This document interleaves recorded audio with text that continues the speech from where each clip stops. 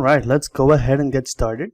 Thank you everyone for taking the time this Thursday afternoon to join us. My name is Arvind Krishnan, and today we are going to look at an introduction to SOLIDWORKS Motion. My name is Arvind Krishnan. I work as a simulation and 3D printing engineer from our Dallas office, and I'm excited to bring this webinar to you. SOLIDWORKS Motion is one of the lesser used tools inside of SOLIDWORKS, but it is available to a wide group of people with the existing SOLIDWORKS Premium and simulation licenses. So we will talk about that a little bit more. Our agenda for today is we're going to start with the different type of motion analysis that are available to us within SOLIDWORKS. We will go over a few concepts that govern how SOLIDWORKS Motion runs. We look at a setup.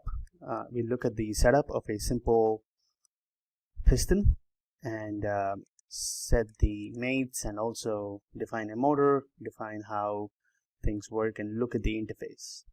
We'll also look at another dynamic problem and then see the results and post-processing of that. Finally, we'll look at how event-based motion looks. I will then give you some helpful tips on using motion simulation before we go ahead and end the webinar. So let's get started. Motion comes in three flavors, and the first one is just an animation. With animation, as you can see on your screen right now, it lets you change the rotation of the model, the zooming in or out of the model, the position of the camera, the lighting of the model. You have the ability to hide things, but there is no actual movement of your assembly within animation. Animation is more for showcasing a specific region or showcasing how your model looks, as compared to creating any sort of motion from it. The next flavor of SOLIDWORKS Motion is called basic motion. With basic motion, you do have some physics involved. You can do some contact, but there are no detailed post-processing results, nor can you change the properties of the contact. Here you can create a lot of animations of the movements of your motion analysis without actually using any of those details to make design decisions. But you can get presentation-worthy animations from this. The majority of what we're going to talk about today is motion analysis. With motion analysis, this is a rigid body dynamics tool with actual physics and is governed by the Adams solver, which is an industry standard in the background. Adams has been around for about 30 years and it governs how this runs. Here you would have multiple contact options. You can also do detailed post-processing, look at what's the amount of torque needed to rotate a component, and apply different types of springs, dampers, and post-process these results. Look at the torque, look at the displacement, look at angular velocity, momentum, power, things like that.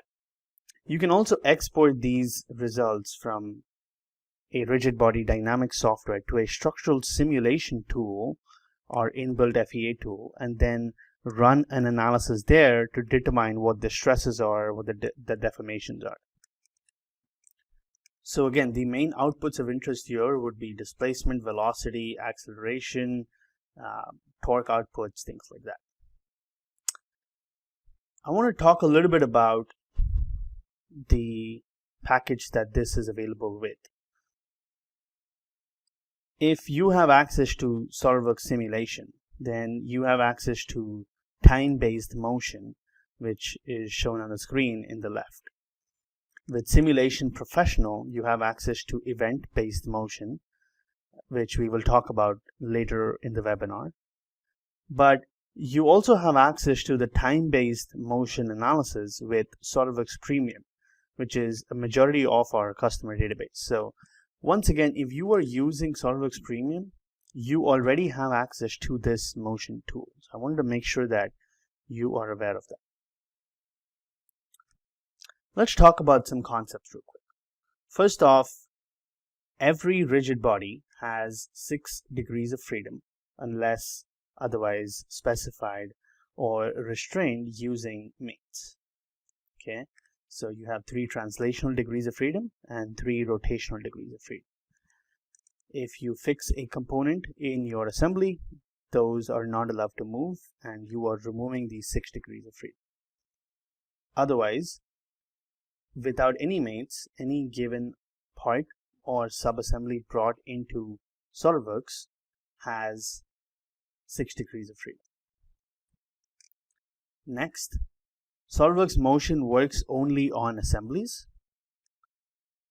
With Motion, you are looking at the relative movements of one component with respect to other components around it. You do need to have something fixed in the assembly. Once again, this is a rigid body dynamics tool, which means if you need to calculate any sort of deformations of your part or what the stresses are, you need an FEA tool or a finite element analysis tool. With a rigid body dynamics tool, none of the parts actually deform. You only have your parts that are completely rigid. So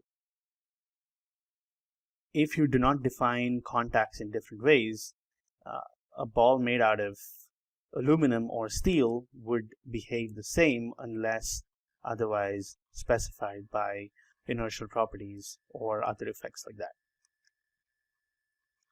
And lastly, you can do both kinematic and dynamic systems. So what you see in your screen right now is a kinematic system where the rotations of the motor is specified, and hence no matter what the load is that's acting on the pump jack, the movement of the pump jack is not going to change.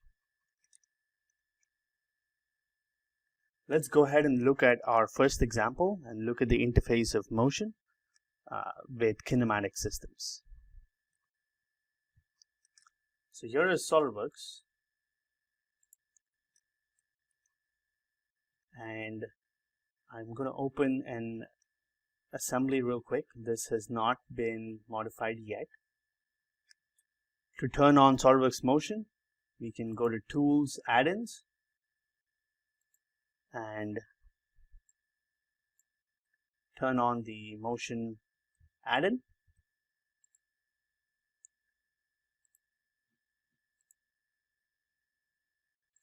Another way to do this is by going to the SOLIDWORKS Add-ins Command Manager tab and clicking on SOLIDWORKS Motion.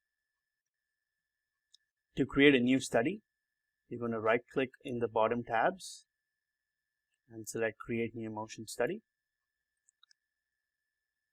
We spoke about 3 different types of motion analysis. That's what this drop-down does.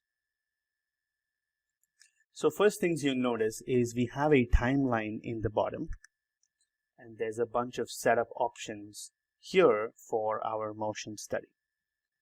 The first one is a motor that moves a component.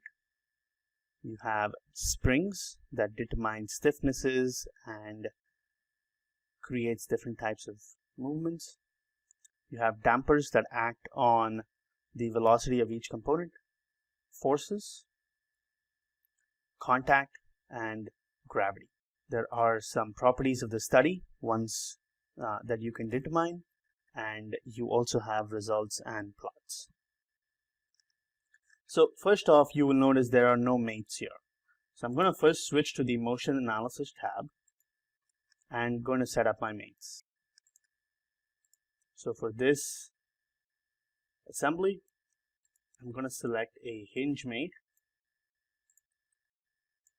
and specify my hinge mate between these 2 components.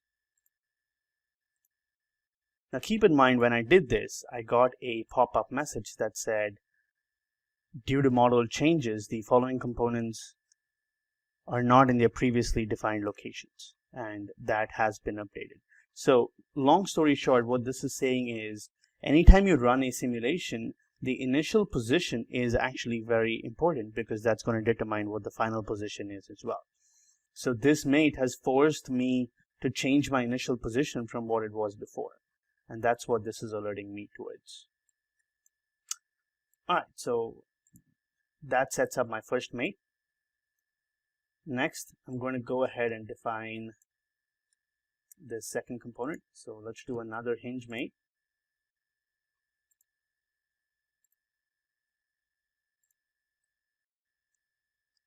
And that puts that in place. 2 more mates to do. This time I'm going to do a concentric and select that thickness face with this one, and finally a 4th concentric mate to line everything up in place. Alright, so I have a working model now, and for this working model, first off, I'm just going to set gravity. Right, let's go ahead and place it and just turn gravity on. Make sure the direction, which is this green arrow on the right, is pointing in the correct direction. So we want it in the y-axis in this case. I'm going to hit the green. I'm going to hit the OK, and then just hit calculate. So what happened? It looked at the weight of the part itself, and you basically have a seesaw motion because of the weight of the part that then oscillates in different directions. There's nothing that's damping the motion or stopping it from moving once you do that. Alright, so this is step 1. We've specified what our mates are, and we've also specified gravity. Now I'm going to go ahead and specify a motor that rotates this component by 60 rotations every minute. So what this does is for 5 seconds it's going to rotate 5 times because of the 60 rotations per minute. Before I continue, I'm going to change one more thing. I'm going to go to the motion study properties and increase the frames per second to 50. Frames per second determine how big a step size my motion analysis takes and how many results it saves. So hit the green check mark and calculate the study again. Alright, so that ran to completion. And now you actually see a complete rotation of the piston as compared to previously where it was just seesawing from one side to the other. Like we spoke about before, motion analysis gives me the capabilities to actually look at detailed post-processing results. Using the results and plots option, I can actually determine what was the amount of torque that was needed to create this motion. So I'm going to go and create a post-processing or create a result and determine the magnitude of the torque that was needed by that motor. So let's go ahead and hit the green check mark. And this tells me what was the amount of torque that was needed by this motor to run the analysis and to have it rotate at the RPMs that I wanted. I can also determine the actual displacement of that top level face, make sure that it is reaching the heights that I wanted to reach. So here's a displacement plot, the magnitude of the displacement of that face. Alright, so that was motion analysis of a kinematic system. Now let's look at a dynamic system. What is the difference between the two? In a kinematic system where you applied a motor, the end animation was always going to be the same no matter what the weight of that piston was, because I specified what the rotation that I wanted was. Okay, so The amount of torque needed to produce the rotation may have changed, but the end animation would be the same no matter what the weight acting on that system was. In a dynamic system, my actual animation is going to change based on the weight of these balls that I have here. I'm going to go ahead and pull up a different model. And in this model, I have these 4 balls for the Newton's pendulum. And if you notice, there's the outside frame that's already fixed. And then I have the sleeve, and that sleeve is connected to the ball. Okay, so let's go ahead and look at another motion study. So I'm going to create a new study, and let's rename this as Motion Introduction. All right, so once again, I'm going to switch to motion analysis, and I'm going to specify gravity in the y direction downward. If I just run this study the way it is, you notice that nothing happens. I see a little bit of chatter between the ball, but nothing is actually moving. So I'm going to create a small perturbation to get this to move. So what I'm going to do is take my timeline back to 0 and then specify a motor on this sleeve. Reverse the direction, and I can do a constant distance of rotation. So I'm going to rotate this 30 degrees in the first 1 second. Okay, and then once I do that, I can just go to my 1 second timeline and turn that rotation off. Right? So once it reaches 1 second, that motor is just going to turn off. Right? So let's see what happens now. I'm going to go ahead and increase my frames per second again. And then let's run the analysis. So you notice that the motor took effect and took that ball to the left, and then when it left, gravity acted on the ball and it came back down. But there's nothing that creates contact between these components. So let's go ahead and define contact. So I'm going to take my timeline back to 0 and define contact between these 4 balls. Now there's different types of contact. Now keep in mind that you're doing a rigid body dynamics analysis. So your parts are not actually going to deform. So you need to define the contact characteristics between any 2 points. And this is going to determine how successful your analysis is going to be, assuming you have contact in your analysis. There are different options available under the type of materials. And based on what you select here, the contact parameters are going to be decided by an internal algorithm. You can manually define your own contact parameters. So I'm going to uncheck material, and that lets us specify the stiffness coefficient, exponential, the exponent, the damping ratio, the penetration allowed. In this case, I'm going to select coefficient of restitution and put in a value of 0.75. If I put in a value of 1, it's perfect contact. If I put in a value of 0, it's going to stick together. So a value of 0.75 will create some amount of dampness in contact, result in some loss of energy when there is contact between 2 bodies. Okay, I'm going to hit the green check mark. One last thing I'm going to do before I run the study is I'm going to use what's called precise contact, and that's going to help keep my keep the final shape of the ball as compared to having a tessellated geometry. I'm going to increase my frames per second a little bit more and hit the green check mark. Let's go ahead and run this now, see what happens. So the ball goes to the left as before, and then it lets go, and then you see the contact take place. Keep in mind that anytime there is contact, the solver takes a little bit longer to compute what happens next, because it's gauging the contact and the properties of the contact, right?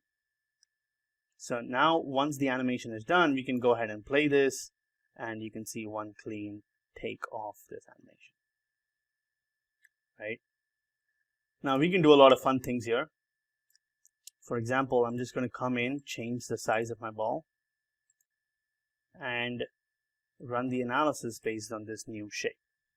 So I need to make sure my contact is still good, which it is, and let's run it again. So now if I look at this, as I let go, you see a difference in the analysis because of the weight distribution and how it's going to behave for the same loadings that's been applied. Hence, this is a dynamic system. Okay. I think that forms a pretty fun viewing animation. Let's go ahead and view it one more time. Okay. And like before, I can go ahead and determine different outputs, like how much did this ball actually go up. So if I go ahead and select displacement, let's look at linear displacement, and I'm just going to look at it in the y direction. Select the ball and hit the green check. And that tells me, as a function of time, what was the different displacements of that ball. Okay. Now that we've looked at that, let me go back to the previous example. I also want to show you a couple of additional things. So the first one is we have the ability to take the existing motion study and take the results of that study and export those results, which is the forces acting on a component, to a structural simulation study, which is an FEA study, right? Let's go ahead and click on simulation, and we can select import motion loads, and this allows me to select a specific component and specify frames that I want to look at the loadings on. Keep in mind, you're converting a dynamic problem to a static problem, so there is some amount of assumptions that come with that. But here I'm going to select frames specific to, let's say, start at 50 and end at 54, and take all the frames between them. So there's going to be 4 or 5 frames that come in because of this, right, for that one component. When I do this, and then I run the study again, what this does is it now computes my loading for this part, and I can go ahead and open that part up. All right, so now that we've opened the part up, it basically created a design study for me, and it took all the loadings that it got in those 5 scenarios between the steps that I specified, and I now have a design study that I can run and look at what the different stresses are, the displacements are, and all that sort of fun stuff. There's another way that I can do this inside of the assembly. So once again, I'm going to go to my assembly, go to my motion analysis study, and here I can specify a simulation setup. So what I'm going to do first is, for that con rod, I'm going to specify a material. Okay.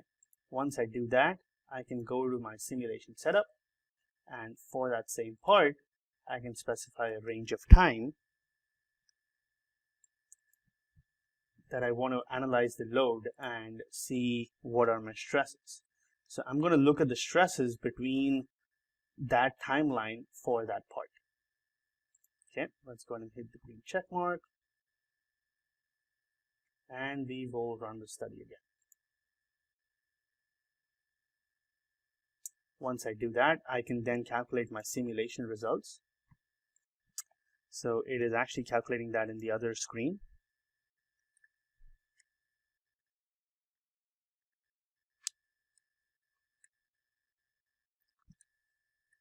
Okay, so I do have some results now, and if we look at the same animation at a much smaller time scale, as this goes through and runs and gives me some results between my 0.49 and 0.53, it actually shows me what that simulation result is.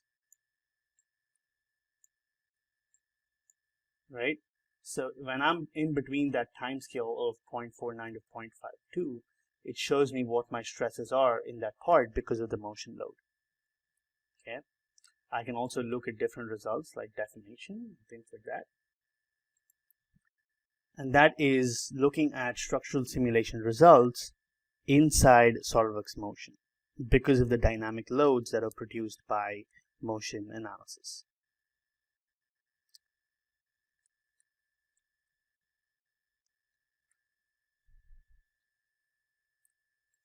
So a couple of additional things to look at. First off, you also have access to event-based motion, which is part of Simulation Professional. If you notice the way the user interface looks in the bottom, you'll see that this looks slightly different from the time-based motion study that we had before. This is an event-based motion where you set up a set of events that happen one after the other. Okay, so what's happening here is when you recognize a particular object and you can specify sensors, proximity sensors to recognize that in time starts another trigger that then starts a motor that pushes that part in a linear manner. So using such things, you can use contacts that then, so in this case, there are different motors that have been linked with different parts. So once the sensor is triggered, you then have the motor that gets triggered as well. So this is event-based motion. This is a whole study on its own that we can do. We can do a webinar on this entire on event-based motion, but I'm going to skip this for now. Just wanted to make sure I introduce you to the concept. All right, I want to conclude by giving you some helpful tips if you were to use SOLIDWORKS Motion. So to start out with, SOLIDWORKS Motion only works on assemblies. Even if it's a multi-body part, you will not have SOLIDWORKS work on a part level. It only works on a assembly level, and it has only relative motion, which means something needs to be fixed so that the rest of the parts can move relative to it. The starting position is very important. What this means is, when you remember the pop-up that came up when I was doing the mates, you notice that the initial position was changing, and SOLIDWORKS just wanted to make sure that I was aware of that, because when my initial positions change, my motion simulation is going to change based on the new starting position. One tip that I like is try to fix as many components as possible. Once again, if you go back to SOLIDWORKS, if you remember this component, while there may not be any forces acting on the other parts, we do have gravity, but try to fix as many components as possible that do not move or take part in the analysis, because that's going to help your computation times reduce as there are lesser degrees of freedom in the part itself. You have the ability to specify an initial velocity. Let's talk about this a little bit more. To do that, you can go to any one component in my tree here on the left and specify what the initial velocity is for that one component. Okay. Avoid redundant mates. Redundancies are something that is common with every rigid body dynamics tool. And think of the hinge of a door, where you sometimes have multiple hinges for a door to equally distribute the weight that it takes. With SOLIDWORKS and with SOLIDWORKS Motion, when you create a mate for the first hinge in the door, that mate is good enough to take care of the entire weight of the door, because you're not going to have the door sag on one end or the other. And that's because mates are perfect and you don't have any slack that can be introduced. As much as possible, avoid redundant mates, which is a fancier way of saying multiple mates that control the same degrees of freedom. Next up, tangential mates. While you can create a tangential mate like a cam follower in SOLIDWORKS, when you come to Motion, you want to replace that with a contact mate instead by specifying contact inside of SOLIDWORKS Motion. What that does is you can actually suppress that tangential mate and then specify just contact and the type of contact that you want, so that two parts don't interfere with each other and there's motion because of the contact that you have. Motion only mates. What does this mean? If I go back to my simulation study, this study that I did, if you notice, all the mates that I created were inside of SOLIDWORKS Motion. If I go back to the model, there are no mates here. Now, any mates you create in the model automatically get transferred to your motion study. But any mates you create in the motion study need not get transferred back to your model. Why is this important? Because if you want to try out different mates and see how your motion is going to look, you can actually do that with motion simulation. Important to keep in mind, right? And lastly, let's look at timeline considerations.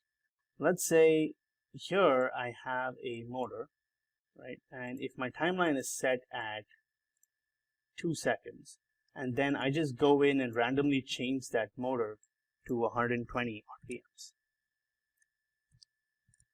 right?